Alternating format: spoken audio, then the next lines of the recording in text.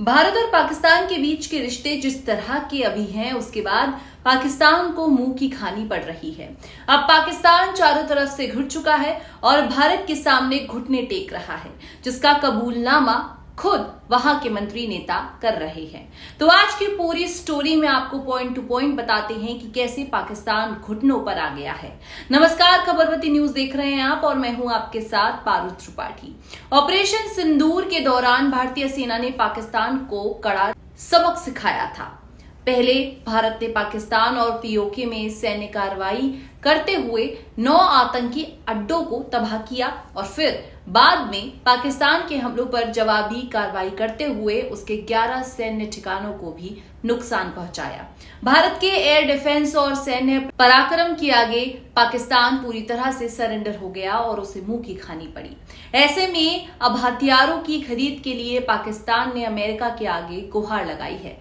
पाकिस्तान के 13 सदस्यीय प्रतिनिधिमंडल ने वॉशिंगटन में सार्वजनिक रूप से एडवांस अमेरिकी हथियारों की मांग की है।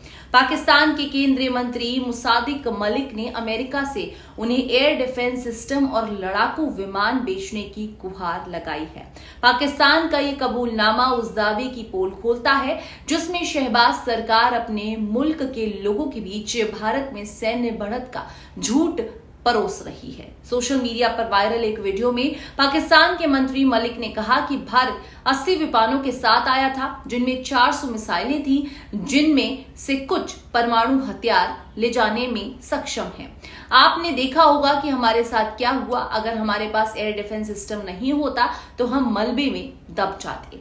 भारत जो तकनीक इस्तेमाल कर रहा था वो बहुत एडवांस है, इसीलिए हम कहते हैं कि वो तकनीकें हमें दो, हम तुमसे खरीद लेंगे। अमेरिका ने सुनाई खरी खरी।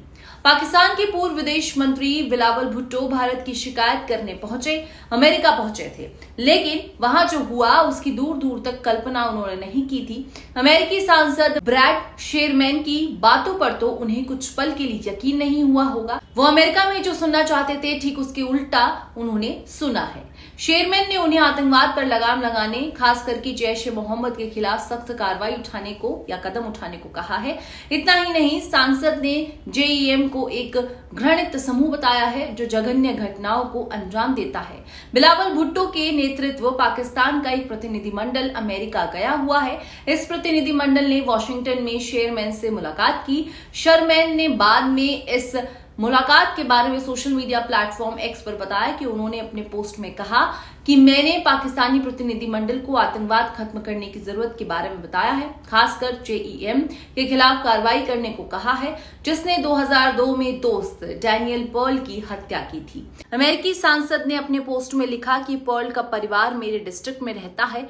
उन्होंने लिखा कि पाकिस्तान को इस घिनौने समूह को खत्म करने के लिए वो सब कुछ करना चाहिए जो वो कर सकता है। पाकिस्तान को अपने इलाके में आतंकवाद पर रोक लगानी चाहिए। ये ध्यान में रखने वाली बात है कि ऑपरेशन सिंदूर और उसके बाद पाकिस्तान के भारत में रिहायशी इलाकों को निशाना बनाने के बाद भारत ने दुनिया भर में पाकिस्तान की करतूतों को उजागर करने के लिए अपने प्रतिनिधिमंडल भेजे। पाकिस्तान ने भी भारत की देखा-देखी अपने प्रतिनिधिमंडल कई देशों में भेजे हुए हैं। भारत की नकल करने का दांव उल्टा पड़ा। पाकिस्तान का भारत की देखा देखी दूसरे देशों में प्रतिनिधिमंडल भेजने का दांव उल्टा पड़ गया है। दरअसल पाकिस्तान भारत की नकल करने की कोशिश में यह भूल गया कि उसके दामन पर ऐसे कई दाग लगे हैं जिन्हें वो चाह कर भी नहीं मिटा सकता है। अमेरिकी पत्रकार डैनियल पर्ल की हत्या का दाग इनमें से एक है। एक प्रतिष्ठित न्यूज एजेंसी के पत्रकार डैनियल पर्ल की अमेरिका में निर्मम तरह से हत्या कर दी गई थी। उनकी हत्या की तस्वीरों ने रोंगटे खड़े कर दिए थे, लेकिन तब अमेरिका अपने स्वार्थ को ध्यान में रख चुप रहना बेहतर समझ रहा था। लेकिन अब जब स्थितियां बदल चुकी हैं तो डैनियल पर्ल की हत्या से मिला अमेरिकियों का घाव फिर से हरा हो गया है। आपको बता दें कि जेईएम का नाम संयुक्त राष्ट्र की आतंकवादी समूह की लिस्ट में शामिल है। यह आतंकी समूह इंडिया में अनगिनत हमलों में निर्दोष लोगों को अपना शिकार बना चुका है। 14 फरवरी 2019 को श्रीनगर के नजदीकी पुलवामा में सीआरपीएफ के काफिले को निशाना बनाने में इसी आतंकी समूह का हाथ था। इस हमले में 40 से ज्यादा सीआरपीएफ के जवानों की मौत हो गई थी। इस घटना ने हर भारतीय को आक्रोश से भर दिया था। बिलावल के प्रतिनिधिमंडल के साथ बातचीत में शेयरमैन ने पाकिस्तान में अल्पसंख्यकों की बदतर स्थिति पर भी चिंता जताई थी। उन्होंने कहा कि ईसाई, हिंदू और अहमदिया मुसलमानों को पाकिस्तान में अपनी मजहब के हिसाब से जीने की आजादी मिलनी चाहिए। उन्होंने बगैर हिंसा, डर और भेदभाव के लोकतांत्रिक प्रक्रिया में हिस्सा लेने की इजाजत दी जानी चाहिए। शेयरमैन ने प्रतिनिधिमंडल को यह भी कहा कि वो अपनी सरकार से डॉक्टर शकील अफरीदी को रिहा करने के लिए कहें। अफरीदी वो पाकिस्तान डॉक्टर हैं जिन्होंने पाकिस्तान में रह रहे आतंक के आका ओसामा बिन लादेन का सुराग CIA को दिए था। पाकिस्तान में उन्हें 2011 में गिरफ्तार कर लिया गया था। अफरीदी की खता सिर्फ ये थी कि उन्होंने पाकिस्तान में छुपकर रह रहे ओसामा बिन लादेन को पकड़वाने में अमेरिका की मदद की थी। वो पिछले 14 साल से पाकिस्तान की जेल में बंद हैं। ओसामा बिन लादेन को पनाह देने से पाकिस्तान की असली मंशा पूरी दुनिया जान गया है। दरअसल पाकिस्तान की दिलचस्पी कभी आतंकवाद से दूर बनाने में नहीं रही है। पाकिस्तान की सरकार के आतंकियों से करीबी रिश्ते रहे हैं। उन्हें पैसे सहित हर तरह की मदद पाकिस्तान की सरकार से मिलती रही है। इस शह का इस्तेमाल वो भारत में निर्दोष लोगों की हत्या करने के लिए करते रहे हैं। भारत को चिट्ठी लिख रहा पाकिस्तान। वहीं दूसरी तरफ भारत ने पहलगाम आतंकी हमले के बाद पाकिस्तान के साथ हुए सिंधु जल संधि को रद्द कर दिया। भारत के इस फैसले से पाकिस्तान भारी टेंशन में है। सिंधु जल संधि के सस्पेंशन को समाप्त कर पहले जैसी स्थिति बनाने के लिए पाकिस्तान पुरजोर कोशिश कर रहा है। इसी कड़ी में पाकिस्तान ने बीते दिनों में भारत को एक के बाद एक 4 पत्र लिखे। इन सभी पत्रों का लबोलुआब ये है कि सिंधु जल संधि को रोकने के फैसले पर दोबारा विचार की जाए। ऑपरेशन सिंदूर के बाद भी लिखे पत्र में पाकिस्तान ने लिखा कि भारत सिंधु जल संधि को सस्पेंड करने के फैसले पर दोबारा विचार करे। भारत ने पाकिस्तान की अपील ये कहते हुए ठुकराई कि ट्रेड और टेरर साथ नहीं चल सकते और पानी और खून एक साथ नहीं बह सकता। भारत के मुताबिक पाकिस्तान ने सिंधु जल संधि की शर्तों का उल्लंघन किया है। ये संधि गुड फेथ और फ्रेंडशिप में की गई थी, लेकिन पाकिस्तान ने सीमा पार आतंकवाद को बढ़ावा देकर इसकी मूल भावना के खिलाफ काम किया है।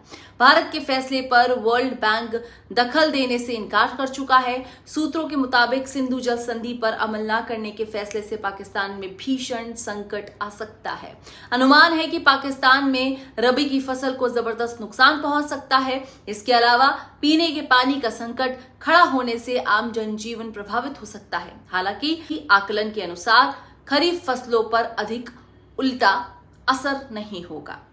भारत चाहता है संधि पर पुनर्विचार। अंतर्राष्ट्रीय नियमों के अनुसार निचले इलाकों को पानी देना अनिवार्य है। भारत इन नियमों का उल्लंघन नहीं करेगा, लेकिन भारत अपने हिस्से का पानी लेगा। ये एक लंबी परियोजना है जिस पर काम होगा। ये तय है कि सितंबर 1960 में दोनों देशों के बीच हुई सिंधु जल संधि पाकिस्तान के पक्ष में थी और काफी उदार थी। ये इस बात पर निर्भर थी कि पाकिस्तान की ओर से कोई हॉस्टाइल गतिविधि ना हो।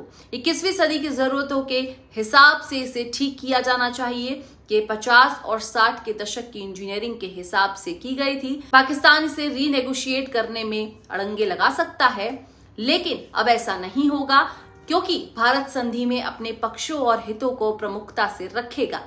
अब जब आतंक का पनाहगार पाकिस्तान घुटनों पर आ गया है, तो क्या दोबारा से भारत सिंधु जल संधि पर विचार करेगा, ये देखना काफी अहम होगा। आपकी इस पर क्या राय है, कमेंट सेक्शन पर जरूर बताइएगा। इस खबर में बस इतना ही। अगर आपको खबर पसंद आई है तो प्लीज वीडियो को लाइक कीजिए, शेयर कीजिए, चैनल को जरूर सब्सक्राइब कीजिए और ऐसे ही खबरवती को ढेर सारा प्यार देते रहिए। शुक्रिया।